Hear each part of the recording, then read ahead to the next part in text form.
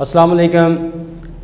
تیری قدرتوں کا شمار کیا، تیری رحمتوں کا حساب کیا، تو محیط عالم رنگ وبو، تیری شان جل جلالہ۔ جو یہ چوہان کے ساتھ standard group of institution video lecture میں آپ کو خوش آمدید کہتے ہیں۔ عزیز طلبہ، کیوں، کب، کیسے، کچھ بھی ہو سکتا ہے، ہم میں سے یہ کوئی نہیں جانتا، مگر ہم میں سے یہ سب جانتے ہیں کہ اگر کوئی شخص اپنے حسن اخلاق کو مد نظر رکھتے ہوئے کسی کے تلخ جملوں کا سامنا کرتا ہے اور اپنے حسن اخلاق میں کمی نہیں آنے دیتا، تو یقیناً اس کے چہرے کی مسکراہٹ کبھی ماند نہیں پڑتی۔ امریکی ریاست ٹیکساس کے ایک لابی نامی ہوٹل کے اندر ایک شخص جس کی عمر 89 سال تھی، وہ پچھلے 30 سال سے روزانہ کھانا کھانے کے لیے آتا تھا۔ اس کے لیے ایک الگ کرسی اور ایک ٹیبل لگائی گئی تھی جس کے اوپر آ کر وہ شخص بیٹھتا تھا۔ اس شخص کے متعلق یہ بھی مشہور تھا کہ وہ شخص بڑا بد مزاج اور بڑا بدتمیز ہے۔ کوئی بھی ویٹر اس کو سرو کرنے کے لیے تیار نہیں تھا۔ اسی ہوٹل کے اندر ایک ویٹرس جس کا نام ولینا تھا، اس لڑکی کو وہ اس کی ذمہ داری، اس کی ٹیبل اور کرسی اس کو سونپ دی گئی کہ تم نے اس کو سرو کرنا ہے۔ وہ لڑکی جب پہلے دن کھانا لے کر گئی تو اس لڑکی کے ساتھ اس بوڑھے شخص نے بہت بدتمیزی کی۔ دوسرے دن بھی اس کا یہی عالم تھا، تیسرے دن بھی اس کا یہی حال تھا، حتیٰ کہ ایسا کرتے کرتے ایک وقت گزر گیا لیکن اس بوڑھے کے مزاج میں کمی نہیں آئی۔ اسی طرح اس کا جو لہجہ تھا وہ تلخ رہا۔ لڑکی جان گئی کہ یقیناً اس شخص کے ساتھ زندگی میں کچھ ہوا ہے جس کی وجہ سے اس کے لہجے کے اندر جو ہے وہ خوش مزاجی نہیں ہے۔ اس لڑکی نے جب اس کے متعلق آبزرویشن کی تو پتہ چلا کہ دوسری جنگ عظیم کے بعد یہ شخص آرمی میں ریٹائرڈ ہوا تھا، میجر ریٹائرڈ ہوا تھا، اور زمانے کی تلخیوں نے اس کو بد مزاج بنا دیا ہے۔ لہٰذا لڑکی اس کی بات کا مائنڈ نہیں کرتی تھی۔ 7 سال تک اس لڑکی نے اس بوڑھے کو سرو کیا۔ 7 سال تک اس کو اس کی تلخ باتوں کا، تلخ جملوں کا سامنا کرنا پڑا۔ 7 سالوں کے بعد اچانک ایک دن ایسا ہوا کہ وہ بوڑھا شخص چھٹی پہ تھا۔ لڑکی بہت تجسس میں چلی گئی کہ جس شخص نے پچھلے 30 سال سے چھٹی نہ کی ہو، آج اچانک اس نے چھٹی کی ہے تو یقیناً کچھ ہوا ہے۔ مسلسل دوسرے دن، تیسرے دن، 7 دن تک وہ بوڑھا نہ آیا، وہ غیر حاضر رہا، تو لڑکی بہت پریشان تھی۔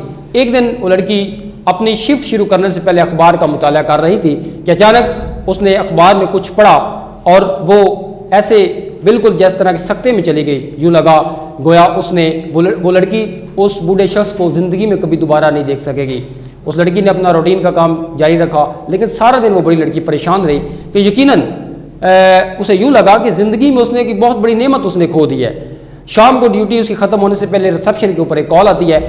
ایک شخص کہتا ہے کہ ولینا کے نام ایک پیغام ہے کہ ایک شخص جس کا نام وال باکس وارڈ ہے، اس نے اپنی وصیت کے اندر ولینا کے نام اپنی ساری پراپرٹی، اپنی ساری جائیداد اس نے لکھ دی ہے کہ وہ اس کی مالکن ہے۔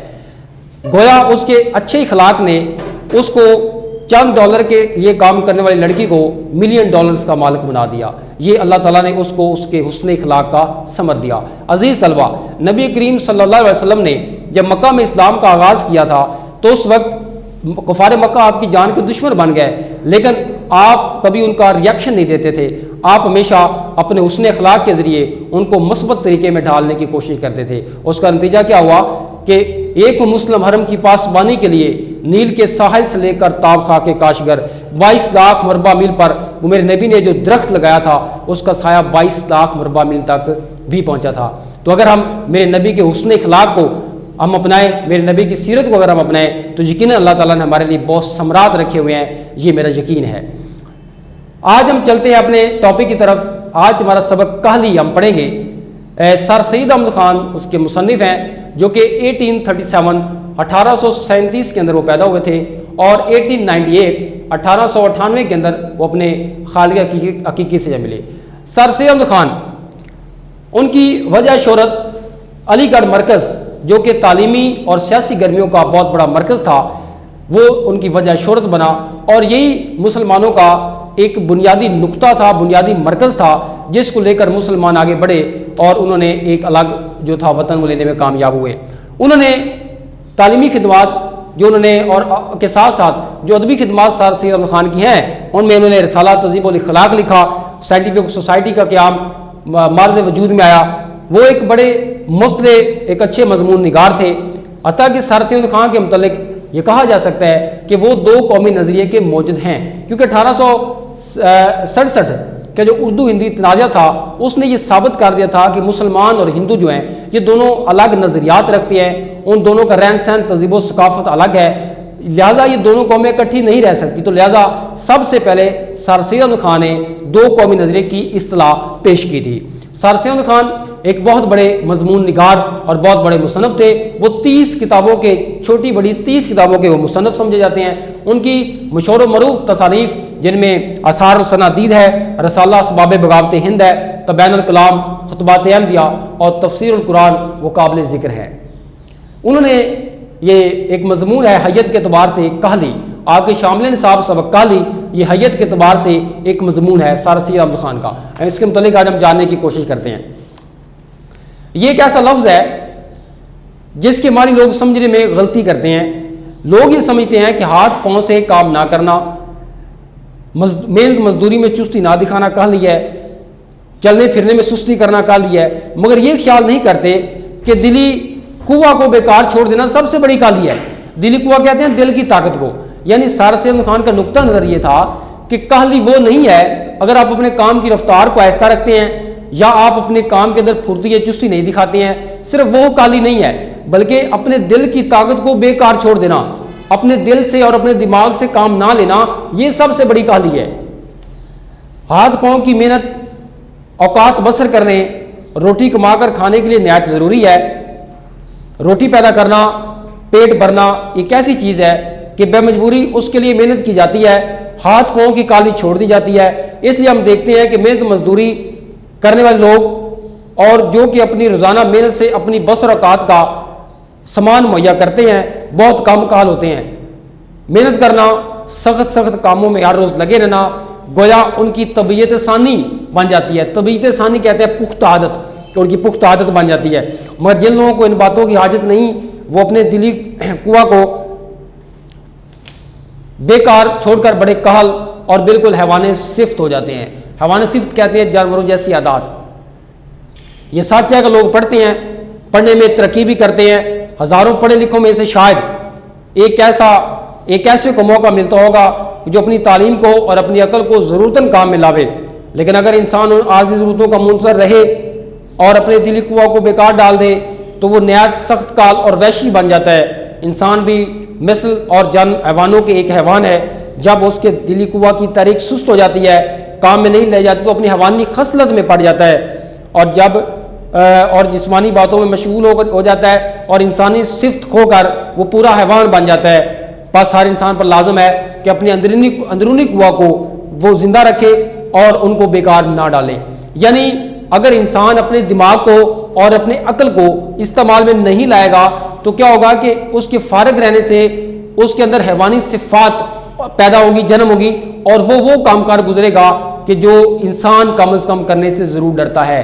لیکن اگر اس کا دماغ اور اس کا دل جو ہے وہ فارغ ہوگا، کسی کام میں وہ استعمال میں نہیں لائے گا، تو یقیناً وہ ایمانی صفت اختیار کر سکتا ہے۔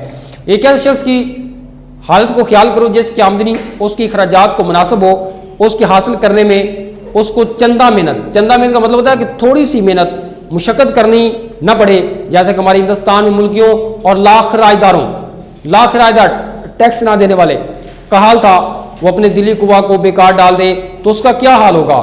یہی ہوگا، اس کے عام وحشیانہ شوق جو ہے وہ وحشیانہ باتوں کی طرف مائل ہو جائیں گے، مزیدار کھانا اس کو پسند ہوگا، کمار بازی کہتے ہیں جوا کھیلنا، اور تماش بینی کا وہ عادی ہوگا، اور یہی سب باتیں اس کے وحشی بھائیوں میں بھی ہوتی ہیں۔ البتہ اتنا فرق ہوتا ہے کہ وہ پہواڑ کہتے ہیں بد سلیقہ وحشی ہوتے ہیں، اور یہ ایک وزادار وحشی ہوتا ہے۔ یعنی حیوانوں میں اور انسانوں میں اتنا فرق ہوگا، اگر وہ اپنے عقل کو انسان اگر اپنے عقل کو استعمال میں نہیں کرتا تو حیوان کے ساتھ اس کا اتنا فرق ہے کہ یہ ایک پڑھا لکھا حیوان ہے اور وہ ایک بد سلیقہ، اس کو ذرا جو اپنا لباس پہننے کی عادت اور لباس پہننے کا پتہ ہے، جب کہ حیوان کو نہیں پتا، بس یہی فرق ہوگا، باقی ان کا کوئی فرق نہیں ہوگا اگر انسان اپنے دل کی اور عقل کی طاقت کو استعمال نہیں کرتا۔ ہم قبول کرتے ہیں کہ ہندوستان میں ہندوستانیوں کے لیے بہت ایسے موقع کم ہیں جن میں ان کو قوائے دل کی طاقت کو کہا جاتا ہے، قوائے دلی کہتے ہیں دل کی طاقت کو، قوائے قلبی کہتے ہیں قلب کی طاقت یعنی دل کی طاقت کو۔ اور قوت عقلی کو کام میں لانے کا موقع ملے برخلاف اس کے اور ولایتیوں.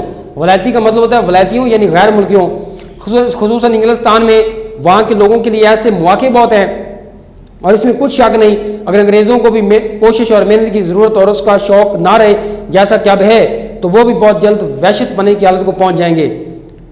مگر ہم اپنے ہم وطنوں سے یہ کہتے ہیں کہ ہمارے ملک میں جو کہ ہم کو قواعد دلی اور قواعد عقلی کو کام میں لانے کا موقع نہیں رہا، اس کا سبب یہ ہے کہ ہم نے کال اختیار کی ہے، یعنی اپنے دلی قوا کو بیکار چھوڑ دیا ہے. اگر ہم کو قواعد قلبی اور قوت عقلی کے کام میں لانے کا موقع نہیں تو اس کی فکر اور ہمیں کوشش کرنی چاہیے. اگر اس کے حاصل کرنے میں ہمارا کچھ قصور ہے تو اس کی فکر اور کوشش کرنی چاہیے کہ وہ قصور کیوں کر رفع ہو. غرض کسی شخص کی دل کو بیکار پڑا رہنے یا کسی بات کی فکر و کوشش میں مصروف رہنا لازم ہے تاکہ اپنی تمام ضروریات کے انجام کی فکر اور مستدی رہے. مستدی کا مطلب ہوتا ہے ہوشیاری. جب تک ہماری قوم سے کالی یعنی دل کو بیکار پڑا رہنا نہیں چھوڑے گا اس وقت تک قوم کی بہتری کی توقع ممکن نہیں ہے. یعنی اگر قوم دل کی طاقت کو اور اپنی عقل کی طاقت کو استعمال میں نہیں لائے گی تو یقیناً ہماری قوم آگے نہیں بڑھ سکتی. ہماری قوم جب وہ فضول قوموں کی طرف راغب ہو جائے گی اور ان کے اندر حیوانی صفت حیوانی خصلتیں ان کے اندر پیدا ہو جائے گی. اس لیے ضروری ہے کہ اپنے دل کی طاقت کو اور اپنی عقل کی طاقت کو یقیناً استعمال میں لایا جائے. ہمارا آج کا سبق جو ہے وہ کہانی اس کی ریڈنگ جو ہے وہ مکمل ہوئی. اس کے ساتھ ہی اللہ تعالیٰ ہم سب کا حامی و ناصر ہو. بہت شکریہ.